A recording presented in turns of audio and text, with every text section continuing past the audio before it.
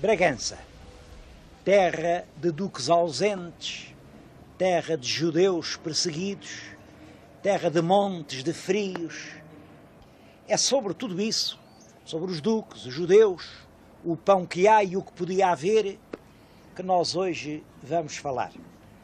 Mas antes disso, gostava, porque este lugar é excepcional para isso, de dar uma ideia sobre a forma como Bragança nasceu. Eu escrevi, não há muito tempo, que é uma cidade biovular, no sentido de que ela nasceu de 2 óvulos. Quando o rei Sancho I criou uma vila nova na sua quinta de Benquerença, que é onde hoje está o castelo, ele, para localizar exatamente o sítio, referia-se a uma cidade, a Cividade de Bragança. Talvez seja o único caso da história portuguesa em que a terra foi cidade antes de ser vila. Claro, uma cidade morta, daquelas terras celtibéricas que sobreviveram toda a época romana e que depois, na violência das guerras da Reconquista, acabaram por morrer e que os reis procuraram fazer renascer. Exatamente por isso se chamou a Dom Sancho o povoador. Exatamente por isso se tentou também, como sabem, fazer renascer aquela grande cividade de Panóias, criando uma vila nova, uma vila real, que é hoje a cidade de Vila Real. Aqui o que se passa é isto. O rei constrói uma vila protegida, acastelada, com muitos privilégios para os moradores, junto de uma antiga cividade morta, onde a vida se reanima. E rapidamente a cividade e a vila se juntam e vem a ser, a partir do século XV, a cidade de Bragança. Cidade notável por muitas razões. Uma delas é a de ter dado o nome a uma das dinastias portuguesas. Todos sabem que foi a Casa de Bragança, a dinastia de Bragança, que ocupou o trono português desde a restauração de 1640 até à Revolução Republicana de 1910. Pois aí está o nosso primeiro tema. Onde estão, aqui em Bragança, os duques de Bragança? Este monumento estranho e impressionante é o Pelourinho de Bragança. E, a meu ver, ele resume vigorosamente as origens da cidade. Como sabem, o Pelourinho simbolizava a autonomia e a liberdade municipal. É a coluna vertical, encimada pelos ornatos que suponho serem da época manuelina. O que há aqui de curioso e de único é que quem quer que concebeu este monumento foi buscar para base uma escultura pré-histórica, provavelmente neolítica. É um animal, uns chamam-lhe uma porca, é do tipo da porca de Mursa. Em Espanha chamam-lhe toros, pensam que são bovinos. É um animal, de qualquer maneira, mágico e que abundava nesta região. E o que é que fez o anónimo autor do monumento? Pegou no Pelourinho Municipal de Bragança e cravou, atravessando de alto a baixo, o animal que representa a cividade milenária. E assim conseguiu contar-nos a história de uma povoação que antes de ser vila foi cidade. Resumiu na pedra toda a teoria histórica da cividade morta que ressuscitou sob a forma de vila medieval. O mais famoso de todos os monumentos de Bragança é este velho edifício a que chamam a Domus Municipalis. Bem, como sabem, Municipalis quer dizer municipal, domus é casa e, portanto, seria a casa do município. É uma maneira de dizer a Câmara Municipal. Porque os escritores românticos acreditaram mesmo que esta era a primeira Câmara Municipal de Bragança. Nós hoje acreditamos menos nisso. E acreditamos menos porque sabemos que as vilas, as modestas vilas, como isto era no século XIII, não tinham grandes edifícios para Câmara Municipal. Os homens do município juntavam-se assim, debaixo de grandes árvores, à sombra das carvalhas, em bancos que ali haviam, exatamente como eu aqui estou sentado, ou então no adro das igrejas, e era ali que discutiam os seus problemas. Aliás, devo-lhes dizer que este edifício, o nome que lhe davam, era o de Casa da Água. Ele é percorrido a toda a volta por uma grande cornija apoiado numa cachorrada. E aquela cornija não é puramente decorativa. A rigor nem é uma cornija, é um grande algeirós que capta as águas pluviais, depois leva-as por canos e vão depositar-se numa enorme cisterna que está debaixo da sala. Portanto, aqui temos uma segunda hipótese. Não era a câmara, era a cisterna. Bom, mas eu confesso, custa-me acreditar que para uma simples cisterna se fizesse todo aquele luxo arquitetónico. Para mim é seguro uma coisa, quem quer que fez aquilo tinha muito dinheiro. E também é seguro que na Bragança daquele tempo só os mercadores é que tinham dinheiro. Isto era um porto de passagem muito frequentado entre Portugal e o Reino de Leão. Passavam aqui grandes récuas de almocreves. É possível que fosse uma casa de mercadores semelhante a outras do mesmo tipo, que existem, por exemplo, em França, por exemplo, na Itália. Mas há outras hipóteses. Também passava aqui um dos caminhos de Santiago de Compostela. Quem sabe se isto não seria uma grande hospedaria de peregrinos? É perfeitamente possível. Mas reparem que eu já citei 4 hipóteses: Câmara Municipal, cisterna da vila, casa de mercadores, estalagem de peregrinos.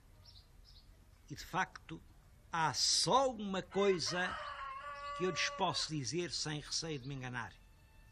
É que é um monumento misterioso. Continua a ser um enigma que está diante de nós. O outro grande monumento de Bragança é o castelo. Um castelo muito antigo. A primeira fortificação foi feita logo que os reis quiseram atrair para aqui os primeiros colonos. Mas este castelo que atualmente existe tem uma coisa curiosa. É aquilo a que se chama a Torre de Menagem. Podem ver que há uma desproporção entre as dimensões da Torre de Menagem, enorme, e o castelo, que é relativamente pequeno. Também a explicação disto tem o seu interesse. A torre é obra do rei Dom João I.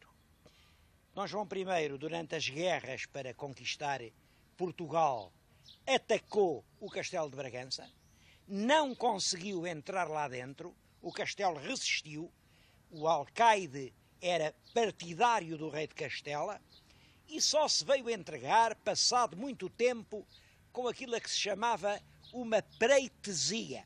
Preitesia quer dizer isto: o alcaide mandava formalmente pedir a seu senhor, o rei de Castela, que o viesse ajudar. E se não chegasse dentro de um prazo marcado, naquele caso eram 30 dias, então podia entregar o castelo ao atacante. Foi isto que se passou. E eu suponho que isto se liga com Dom João I depois ter mandado fazer aquela torre enorme. É uma espécie de afirmação solene. Aqui quem manda sou eu. Aquilo nem é bem uma torre, para mim é mais um palácio. Digamos, é um edifício feito num tempo em que a distinção entre torre e palácio não era assim tão clara como hoje. Em qualquer caso, também não era ali a casa dos duques. O castelo pertenceu sempre aos reis de Portugal. Pode-se dizer que meia história de Portugal passou por aqui. Quem nunca cá esteve foram os duques de Bragança. E isto é estranho. Estranho, mas tem uma explicação. De certo modo, a estátua do cavaleiro que está atrás de mim ajuda a compreender isso. O primeiro duque de Bragança, que era um grande construtor de palácios, ele fez um paço em Barcelos, fez um palácio em Chaves, tinha um paço em Lisboa, tinha aquele grande paço dos Condes de Guimarães, a que chamam exatamente Palácio dos Duques de Bragança, mas aqui nunca fez paço nenhum. Ele tinha 2 filhos. Um era o Conde de Orém, o outro, o Conde de Arraiolos. E devia ser o mais velho, o Conde de Orém, que devia herdar este título e esta terra de Bragança. O que acontece é que o primeiro duque viveu até muito tarde, viveu até perto dos 90 anos. De maneira que o herdeiro, o futuro segundo duque de Bragança, morreu antes do pai. E morreu solteiro. Ele era um homem soberbo, um homem carregado de vaidade. Nunca quis casar porque entendia que não havia nenhuma mulher em Portugal que o merecesse. Teve uma ligação com uma grande fidalga, uma Dona Maria de Sousa, e diz que à hora da morte os confessores tentavam convencê-lo a casar com a mãe de um filho que tinha, Dom Afonso de Portugal. Diziam, mas porquê é que não casa? Ela é fidalga. E ele, já com a morte no papo a regogar, ainda dizia, é fidalga, mas quem sou eu para casar com essa mulher? Bom, o resultado foi que morreu, não deixou nenhum filho legítimo, ficou esse Dom Afonso, mas não o deixaram ser duque, coitado, obrigaram-no a ser bispo de Évora. Foi ele que foi depois fazer a sempre noiva em Arraiolos, e quem herdou o ducado foi o Conde de Arraiolos, Dom Fernando, que foi o segundo duque. Ele tinha vivido sempre no coração da charneca alentejana, a galopar atrás das lebres e dos javalis, numa terra quente. Como é que ele ia mudar agora para aqui? Isto é uma linda terra, mas dizem aqui os próprios moradores que são 3 meses de inverno e 9 de inferno. Isto quer dizer que Bragança foi uma terra que desde o princípio ficou órfã dos seus próprios duques. Lugares relacionados com lembranças históricas são, por exemplo, aquela igreja de São Francisco. Foi ali, no convento de São Francisco, que a Rainha Santa Isabel passou a sua primeira noite em Portugal. Entrou a fronteira, precisamente aqui por Bragança, e foi instalar-se na igreja de São Francisco. Um outro lugar, mas esse com uma história mais complicada, é a igreja de São Vicente. Está ligada ao drama dos amores de Pedro e Inês. Como sabem, a história que nós aprendemos é que o rei Dom Pedro era amante da linda Inês de Castro. Mas só amante, é assim que nos contam as coisas. Ora, Dom Pedro não dizia isso. Dom Pedro, depois de subir ao trono, uns anos depois, fez uma reunião solene e jurou que tinha casado com Inês de Castro em Bragança. Jurou e mais, apresentou testemunhas desse casamento. Era um velho funcionário que o acompanhava, um Lobato, e era o próprio religioso que os casou, Gil Cabral, que era nessa altura, quando se fez a declaração solene, era o bispo da Guarda. Eles lavraram até uns autos declarando que estiveram presentes. O bispo Gil da Guarda diz que sim, que na última noite de dezembro de há um ano, havia já 7 anos, dizia ele, o rei o chamara a uma câmara e ele ali tomara solenemente por esposa a dona Inês de Castro.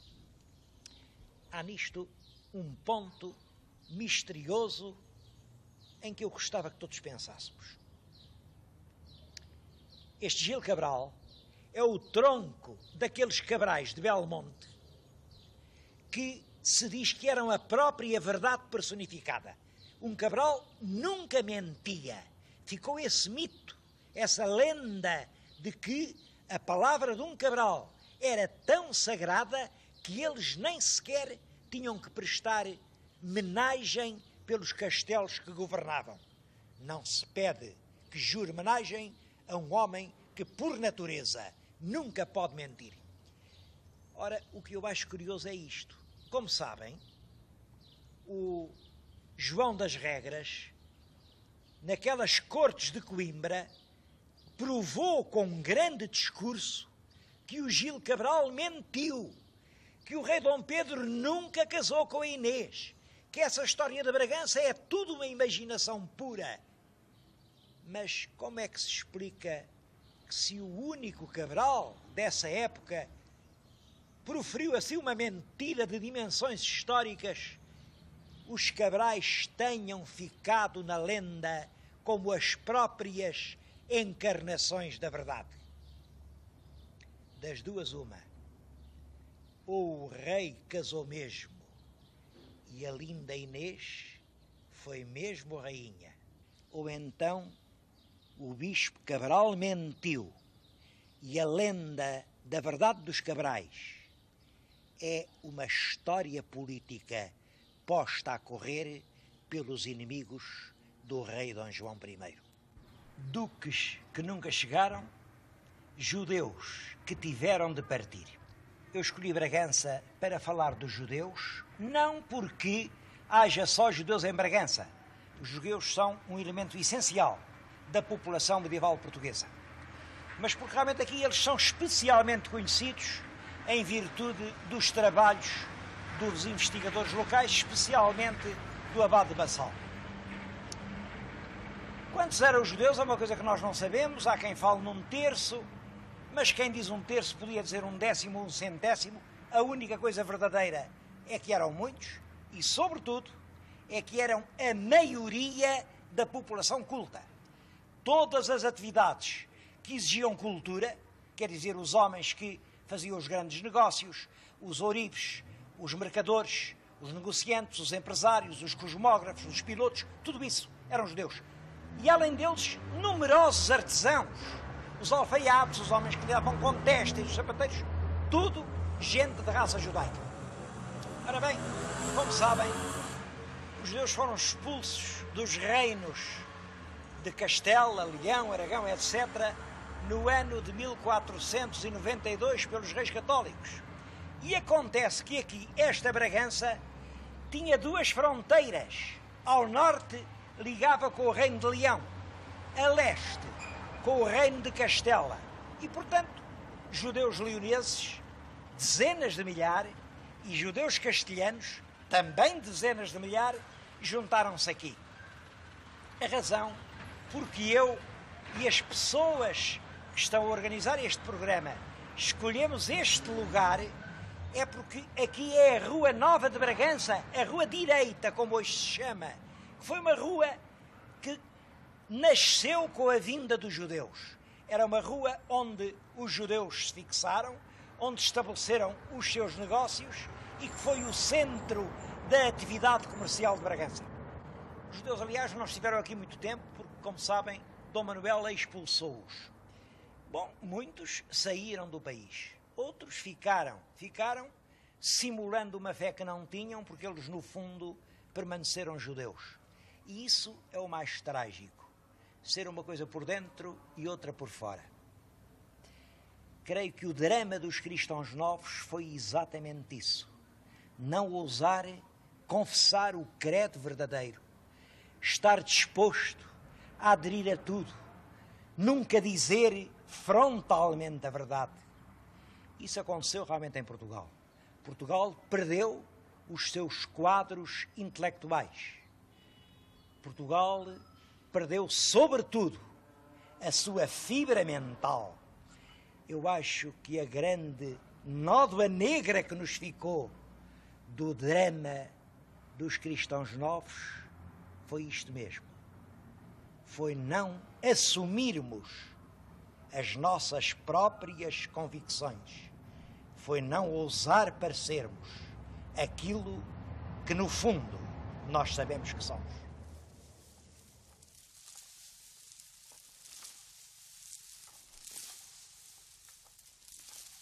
Cheguei ao terceiro ponto que queria focar. O pão que o diabo amassou. Este arado é um bom símbolo. É um arado radial pré-romano e quem reparar bem e souber alguma coisa destas coisas, verá que é exatamente igual aos arados que aparecem representados nos velhos túmulos egípcios. Isto quer dizer há 6.000 anos.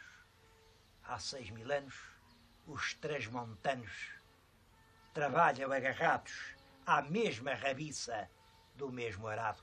É claro que isto não é uma regra geral, também não é uma exceção. Eu não fui procurar esta peça, quando me sentei aqui, era ela que estava encostada a estes degraus. Mas é claro que há por aí explorações de ponta, tecnologias muito aperfeiçoadas. Em todo caso, eu acho que não nos podemos enganar. Eu não sei se estou a ouvir este barulho. É um carro de bois. Um carro de bois de há 1000 anos. São ainda os eixos que chiam. E isto dá-nos uma ideia do que é o problema do Nordeste. Uma tecnologia muito atrás das possibilidades reais da região, uma população pobre, notem, pobre, mas não miserável. E isso aqui é muito importante. Eu ficava sem dizer o essencial se não dissesse isto. Por mais pobre que seja, o transmontano nunca é miserável, porque consegue, com os seus recursos humanos, com a sua dignidade, com o seu aprumo, com a sua força de alma, transpor a barreira da miséria. Mas o transmontano continua a ser forçado a procurar, longe da sua terra, o pão com que mata a fome. É no estrangeiro, é em Portugal, nas cidades do litoral, é sempre longe daqui que ele granjeia o dinheiro com que depois constrói a sua casa, arroteia a sua granja, prepara o seu futuro. E a verdade é que a imigração não é futuro para ninguém. Eu aqui em Bragança ouvi, um pouco por todo o lado, uma grande esperança nas vias rápidas. Acredita-se que a estrada só por si vai resolver muitos problemas do interior transmontano. Reparem que isto é um regresso ao fontismo. O fontismo é o nome que nós damos a uma grande revolução que se deu há cerca de 100 anos. Começou ali por volta de 1850 e deve o nome ao grande ministro que a desencadeou, Fontes Pereira de Melo. Ele acreditava que só por si o comboio e a estrada resolviam todos os problemas portugueses. Para ele, o progresso chamava-se comboio. Já por essa altura, Oliveira Martins veio com uma observação a que não se prestou atenção nenhuma. Cuidado, cuidado. A estrada serve para a riqueza circular. E o mais importante é criar riqueza para circular na estrada. E isso não se fez. O resultado foi que a província ficou mais pobre que antes. Estradas e comboios serviram para drenar o produto da terra para o litoral. Sem dúvida que o litoral português cresceu rapidamente. Mas estas terras do interior empobreceram. As velhas casas de família caíram em ruínas. E o cancro da fome instalou-se nas aldeias. Eu só queria fazer às pessoas que me estão a ouvir uma pergunta que geralmente se não faz. Como seria hoje Portugal se Fontes tem consagrado à construção das escolas e aos problemas do ensino a mesma atenção que dedicou à construção das estradas e das linhas férreas? E eu acredito, mas acredito mesmo, no futuro de Trás-os-Montes. Porque aqui há tudo. Há terra que não farta e terra que continua a ser trabalhada. Há gente que quer trabalhar.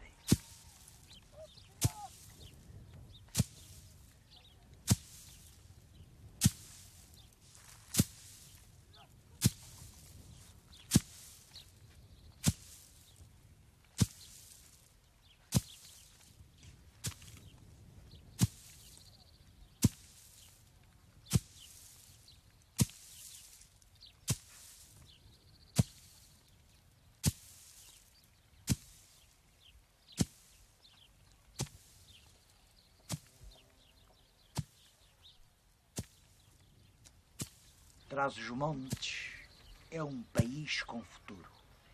E o transmontano, hoje como ontem, continua a ser o senhor do seu destino.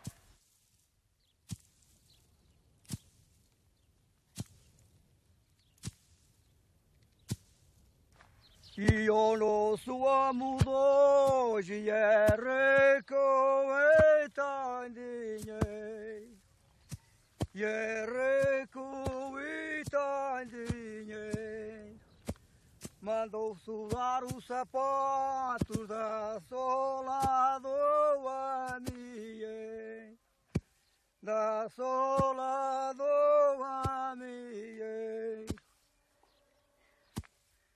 Ramilhentas boras têm e tem a minha saia nova. Ramilhentas